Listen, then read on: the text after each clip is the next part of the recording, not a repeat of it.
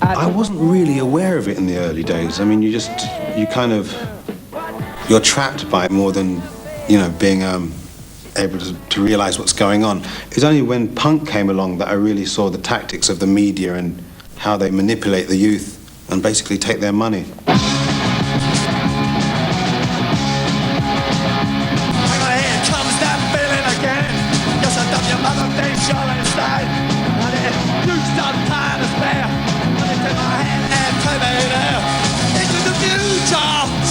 I don't put down kids who've got safety pins through their ear holes, because that's all they got, But it's like when there's sort of like the Sloan, the Sloan Rangers, when they get into it, and they make me sick the way, as you said, they treat our life. They just, like 4 pages in Harpers and Queen, they think that's the history of our life, and that's just not on. I'm really against those people. You almost found that you were battling against the establishment again, because the establishment had said, oh, right, well, this is something that's a bit out of our control, so we'll take it and we'll manufacture it.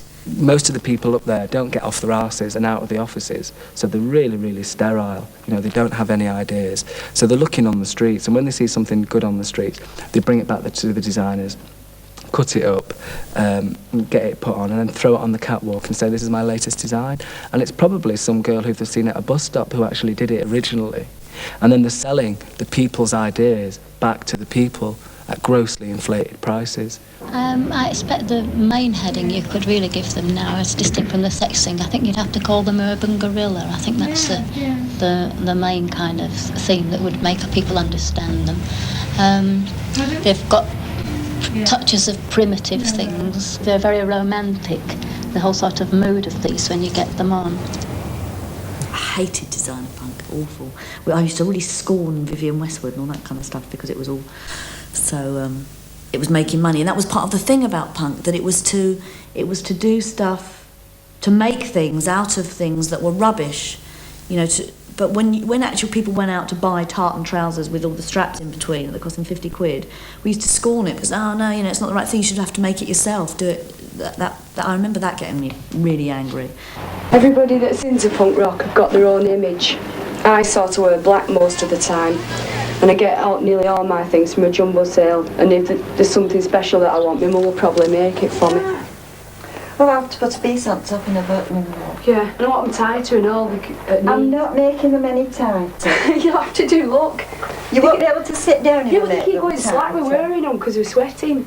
You hijacked it for yourself, I mean, I couldn't give a toss what Santa Rose does, it's got no interest to me ever in my whole life, it's like, but I hijacked it and used it to my own purposes, it's like, inspired me to do my own things, obviously all these people would cash in for a few months, but what should you do? Just design a few expensive brooches, which, like, a few idiots bought, I don't think it had any bearing on what happened, like, in my town, or, like, what happened in some, like, Scarborough or Hull to people there. I don't think, like, a few people, nitwits at some wine party in London are ever very interesting to the bulk of the people in this country, And we know, tomorrow is an empty day.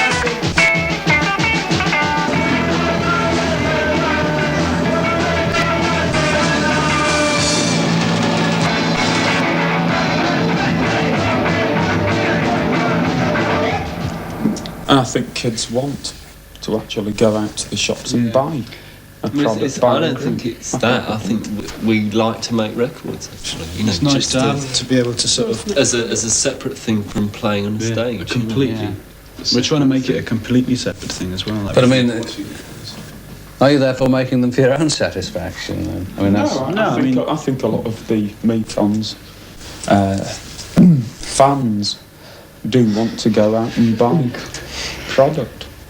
Well, so, I don't think we should cope with that necessarily, surely. We're just perpetuating a lot of things that we're not necessarily in favour of by just making another product. The media and the whole kind of industry of youth culture and that is so fast that it continually eats its young, and I think that in lots of ways for the moment it's almost impossible to have any kind of identifiable subculture that's not immediately defined and then defined to be over or dead or no longer as interesting as it was. Don't know much about history. The ad men have hijacked images of rebellion for their own gain. For instance, James Dean being used to sell bank accounts. And basically it seems that they're trying to castrate the teenager and take him straight into being an old man that's looking for a mortgage and this small-minded thing they call a career. So, Mostyn, you've started thinking about getting a mortgage? Yes, well, actually, I've already got one. Have you? Bit quick off the mark, aren't we? It's hard to find teenagers these days. It seems they go from kindergarten to boring old fart, which, I'd imagine the government really likes. They're selling bank accounts now and you get free record tokens and things like that. And I'm very against all that stuff.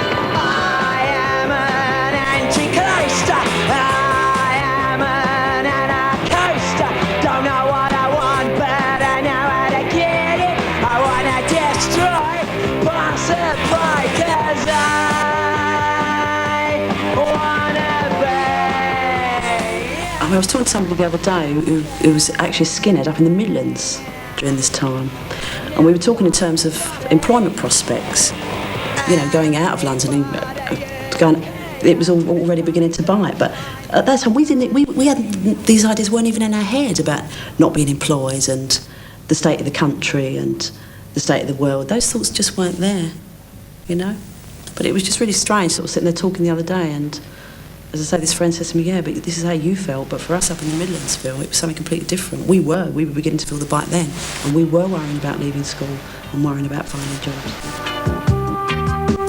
Because people were living in a situation, and they were made to be aware, purely by their own everyday living, their parents, watching their parents losing jobs and things like that, it did make them more tense. This time is coming like a ghost town. All the clubs are being closed down. This place is coming like a ghost town. There was a certain hopelessness. That's why I didn't go to university. I couldn't really see the point. It's an insult to the intelligence when you're told there are jobs there for you, or you've got the latest schemes is working for your dole, and it's like, oh well, jolly, it'll keep you all active, but it's not actually getting you anywhere. And if you can't see a future, then you don't take part. You just stop. In local authority careers offices all over Britain, school leavers are waiting to go to work. This is the new face of unemployment. To be without a job is to be without a place in the adult world, in limbo between school and work.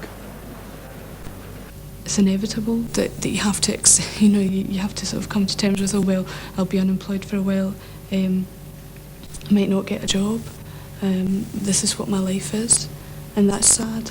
So, whereas they come to terms maybe with unemployment a bit easier than people who have been taught that to be worthwhile you have to work.